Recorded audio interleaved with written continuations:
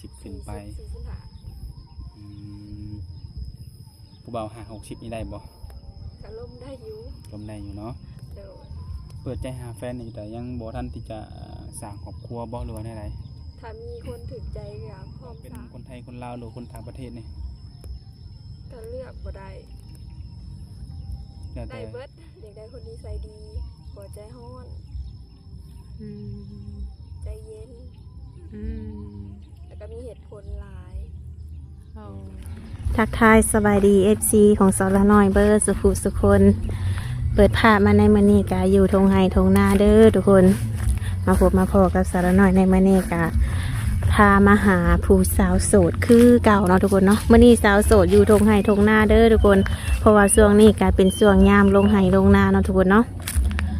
กะสิบ่ว่าลายยายห่างเนาะทุกคนกะสิพาเขาไปโอไปลมเนาะซึ่งสาวโสดผู้นี้กะเป็นสาวโสดหน้าใหม่ทุกคนเลยเปิดใจครั้งแรกเนาะโดย ทุกคนเนาะ เปิดภาพมาในมื้อนี้ทุกคนเนาะก็แบบอยู่ทงไห้ทงนาหรือว่าแคมป์ป่าแคมป์ดงด้วยทุกคน โดย คือตามสาวโสดมาเนาะเพราะว่าเปิดมาอยู่พี่ทุกคนมื้อนี้ โดย สบายดี สบายดี สบายดีเนาะถือว่ามาเจอกันอยู่ป่าอยู่ดงมื้อนี้ทุกคนเนาะ แม่ โดยแนะนำตัวใหม่น้องละ สื่ออลิง น้องอลิง โดย อายุเท่าไหร่แล้ว อายุ22 ปี อายุ22 ปีเนาะก็เป็นสาวโสดทุกคนก็เป็นสาวที่ว่ายังบ่ทันท่านเคยผ่านการแต่งงานเนาะ แม่ โดยหลายๆคนก็อาจจะจำได้ทุกคนเนาะหรือว่าหนุ่มโสดที่มาเข้ามาใหม่ก็อาจจะบ่ฮู้นะทุกคนน้องอลิงนี่อายุ เท่าไหร่ก็กินเนี่ยนะ 22 ปียังบ่ทันเคยสร้างครอบครัวยังบ่ทันเคยมีสามีเนาะ แม่ มาเปิดใจมื้อนี้จังไดอยากได้สู่ได้แฟนบ่หรือว่าอยากสร้างครอบครัวบ่นะ อยากมีแฟน อยากมีแฟนโอ้คนผู้จบผู้งามผู้นี้ก็ยังโสดเนาะก่อนจะมาเปิดใจนี่เคยมีแฟนหรือว่าเคยลมกับไผมาก่อนบ่ เคยแต่ลม บ่ได้คบหาไปสู่เป็นแฟนแม่นบ่ แม่ โดยแต่อยู่เป็นโสดมาโดนปานใดแล้วเนี่ย กระโดนอยู่ โดนพอสมควรเนาะ โดย เป็นได้ใดตอนมีแฟนหั้นนะแบบคุยบ่เข้าใจกันบ่หรือว่าได้ใด กะแม่นคุยบ่เข้าใจกันกะแม่นอยู่ อืม กะต่างคนกะต่างเงียบ โอ้ แต่กะแล้ว โดยมาเปิดใจในมื้อนี้จังไดอยากได้ผู้บ่าวอายุหลายปานใดนี่ ประมาณ40ขึ้นไป 40ขึ้นไป 45 อืมผู้บ่าว50-60นี่ได้บ่ ก็ล่มได้อยู่ ลมได้อยู่เนาะ โดย เปิดใจหาแฟนนี่แต่ยังบ่ทันที่จะสร้างครอบครัวบ่หรือว่าได้ไร ถ้ามีคนถูกใจก็พร้อมสร้าง อ๋อคืออยากมีแฟน โดย ถ้าว่าเป็นชู้เป็นแฟนกันแล้วแบบว่าเรื่องบางเรื่องหรือว่าทุกๆเรื่องเนาะเข้าอกเข้าใจกันนี่ก็สามารถสร้างสาไปนำกันได้เลย โดย อืมโดยถ้าหากว่ามีชู้มีแฟนเนาะ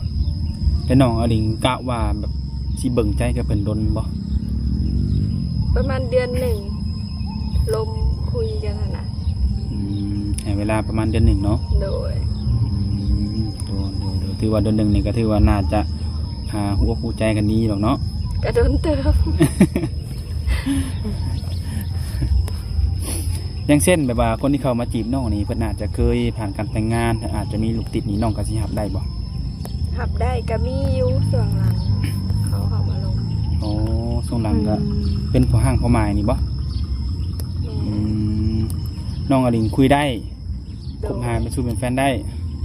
อนาคตเอาเป็นสามีได้ แม่เรื่องอนาคตว่าบ่ได้สิไผ โดยจะสิเลือกอยู่บ่ว่าเพิ่นนี่ต้องเป็นคนไทยคนลาวหรือคนต่างประเทศนี่ ก็เลือกบ่ได้ แล้ว ได้ แต่ เบิด แล้วแต่ผู้ที่สิเขามาลงมาจีบมาเนาะ แม่ผู้ถึกใจ โดยคือผู้จบผู้งามคือน้องนี่จังใดถ้าว่าอยากได้แฟนนี่ต้องเลือกอยู่ว่าเพิ่นต้องเป็นคนแบบใดนิสัยแบบใดนี่ อยากได้คนนิสัยดีหัวใจห้อนใจเย็นแล้วก็มีเหตุผลหลาย คืออิหยังก็แล้วแต่เนาะคือต้องใช้เหตุผลเข้ามาคุยกันเนาะ แม่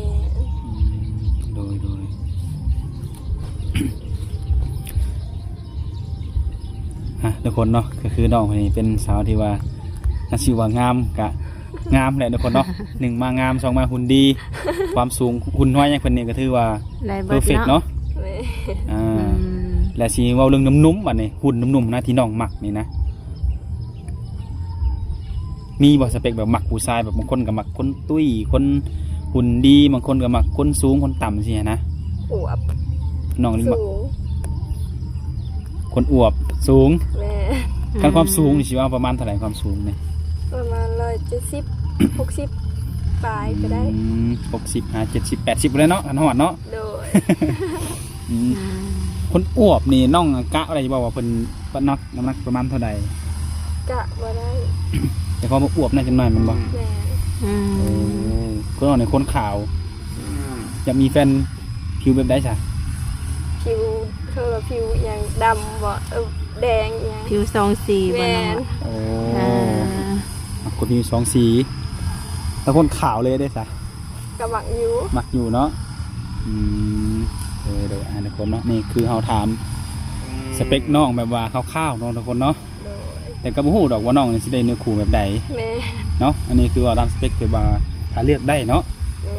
อืมแล้วปัจจุบันได้สาน้องอลิงได้ไปเฮ็ดงานทางไหนวะซะ ดำหน้าเดี๋ยวนี้ โอ้ช่วงนี้ก็เขาแล้วดูเห็ดนาเห็ดนาเนาะ แม่น อืม โดยน้องก็เห็ดนาคือกัน เฮ็ด อืมโดย ลำไห้ลำหน้าเป็นเนาะน้องละ โดย แต่งอยู่แต่งกินเป็นบ่ ก็เป็นอยู่ อืมถือว่าพอได้เนาะ โดย โอ้ถ้าว่าน้องอดิงมีสามีนี่ออกเคือนออกซานได้บ่น้องละ ได้ อืมไปสั่งไปซาน้ำเพิ่นได้เนาะ แม่นเที่ยวไปเที่ยวมา อืมโดยคือน้องนี่เป็นลูกสาวหลาแมันบ่ โดย โอ้ลูกสาวดาค่าสินสอดคือสิแพงแทนน้องละ เอาแพงอยู่บ่สำหรับตัวน้องนี่ กับลูกน้ำพ่อน้ำแม่ แล้วแต่ทั้งพ่อทั้งแม่ แม่น อืมคือแบบคนคุยของน้องที่ผ่านมาเพิ่นก็ได้ถามค่าสินสอดน้องอยู่บ่ โบ โอ้ยังบ่มีใครถาม แม่น อืมอาจจะแบบว่าเฮายังบ่ได้คุยกันโดนปานนั่นเนาะ โดย อืมคือช่วงนี้ก็ลงไห้ลงหน้าแบบน้องสีมีเวลาคุยกับหนุ่มๆในช่วงไรสันน้องละ ประมาณ5-6 โมงตอนแรง แล้ว6 โมงแรงเนาะ แม่น อืมแล้วกลางคืนน้องนอนจักโมงจ้ะ 9 โมง 9 โมงครึ่ง 9 โมง 10 โมง โอ้ช่วงนี้เนาะ แม่ส่วนดำนา อืมโดยเป็นจังไดใกล้สิแล้วล่ะบ่ ยังพาก็เริ่มด อืมก็เริ่มนำหน้าเนาะดำจักคนน้องละ ำ4-5 คนนะคะหวานครึ่งหนึ่งดำครึ่งหนึ่ง โอ้โดยจังไดพ่อแม่บ่อยากได้ลูกเคยมาลำหน้าซอยบ่ ก็อยากได้อยู่แต่มันยังบ่มี แม่อยากได้ลูกเลยจ้ะพร้อมหรือยังลูกนี่ แล้วพอบอยู่ ลูกสาวก็พร้อมคือกันเนาะ แม่น อืม อืมโดย คือพ่อแม่เพิ่นก็มีอาชีพเสริมอยู่น้องละค้าขายหยังอยู่บ่ บ่เพิ่นเผาแล้ว โอ้ ได้อยู่ร้านเป็นได้น่ะ ประมาณอีแม่ก็หาซื้อที่บอกเพิ่นคิดตาย โอ้ถือว่าอายุเพิ่นก็หลายพอสมควรเนาะ เออ อืมคือว่าพอ60ปลายถ้าว่ามีลูกเคย50-60แบบนี้ได้ซะน้อง เว ละ ลาเขาวเดียวกันบ่ เออ เขาก็เว้าบ่ได้แล้วว่าเขาสิพ่อกับไผแน่ เออโด เรื่อง ย อนาคต ทั้งพ่อทั้งแม่ก็บ่ได้จำกัดให้ลูกตีว่าเอาอายุตันอายุตัวนี้นี่ แม่นลูกบักพ่อแม่ก็มักนำ อืมถือว่าดีเนาะโดยวางแผนสิไปทางใดบ่แล้วลำไห้ลำนานี่ สิไปไทยสิไปเฮ็ดเวียกให้หมู่หาเวียกให้เลย ไปเฮ็ดเวียก ก็ได้แล้วทำอีกว่าสิไปแล้วเพิ่นอีแม่ว่าอยู่ดับหน้าก่อน โอ้ ให้มันแล้วเพราะว่าบ้านครึ่งหนึงดำเพิ่นนึง โดย จะให้หน้านี่เพิ่นแล้วเนาะ แม่ ข้ามฝั่งข้ามโค้งมานี่เนาะ แม่น อืมเรียกยังนองละที่หมูหาให้นะฮะ ทานอาหาร โอ้ทานอาหารเนาะกินอยู่น้ำเพิ่นบ่ แม่น โอ้ แต่ก็ยังบ่ฮู้ว่าเขาสิถาหรือบ่ แม่นได้เนาะ เผื่อแล้วดำไห้ดำนา อืม ก็อยากได้หางานใหม่ โดยถ้าว่าลงไปนี่ไปก็ไผผู้เดียวนี่ ไปกับหมู อืมไปกับหมู่เนาะโดยถ้ามีแฟนอยู่ฝั่งนั่นเด้ซะบ่ไปอยู่น้ำแฟนบ่ ก็ดีแหละแต่แล้วมีคนเอา อ่าบอกว่าได้เนาะ แม่ ในหลายคนก็ย่านแต่น้องเลยบ่เอา เป็นน้องเป็นผู้งามเนาะคือแบบว่าสิมีสิท ก็ ธิ์เลือก บ่ ห ได้ ลาย ได้ ผู้ชายกินเหล้ากินเบียร์สูบยาน้องหมักอยู่บ่ ก็กินเวลาเป็นงาน อืม ก็ว่าบ่แม่นว่าสิกินคู่มือ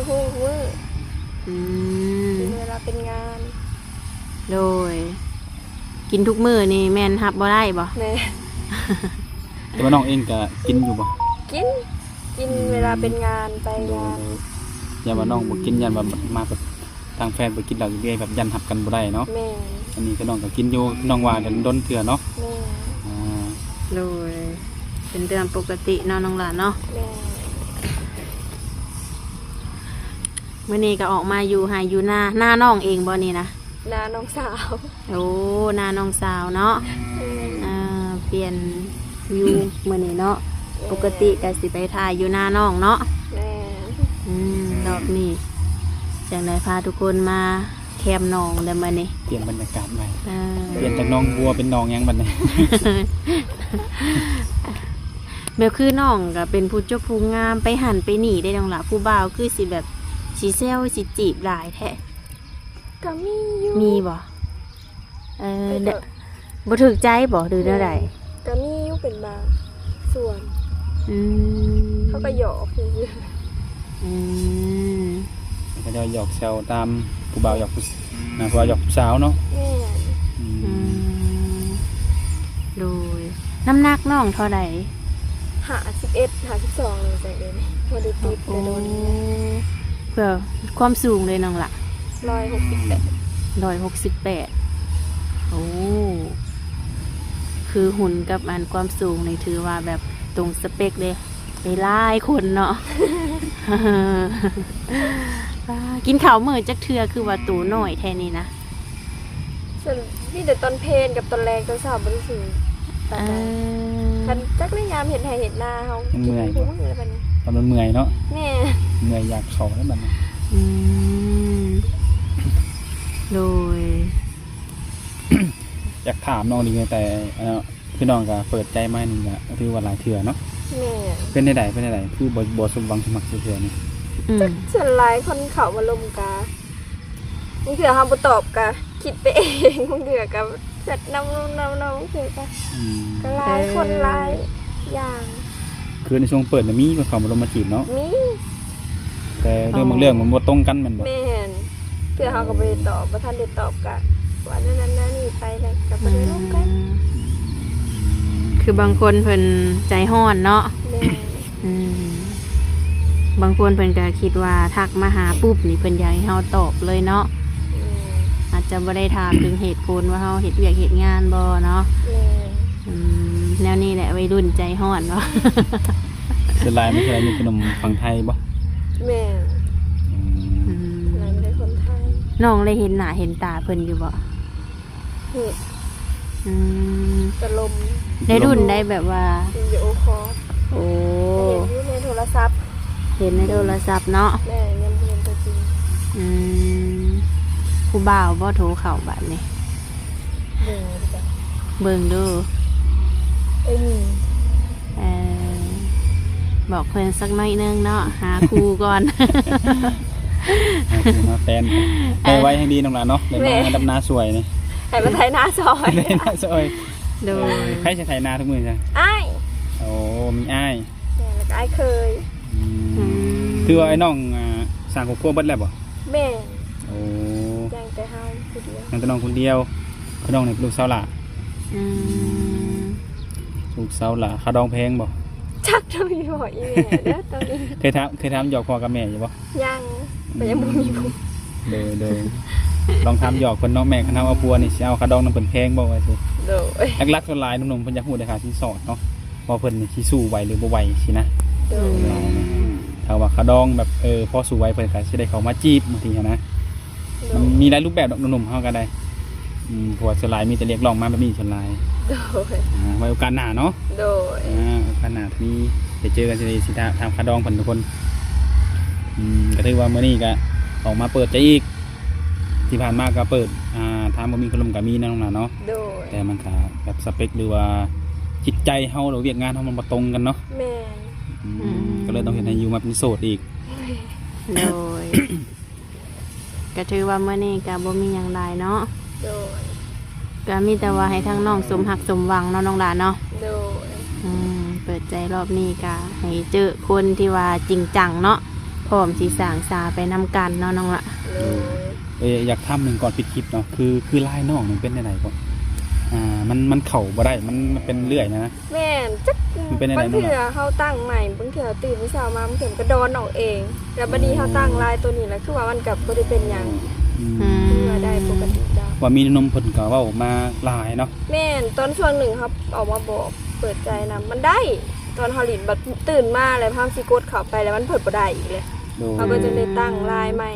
ปัดลายตัวนี้ก็คือ FC จนเว้าว่าทางบ่าวสิรัตนี่เอาลายปลอมมาให้บ่เขาว่านะ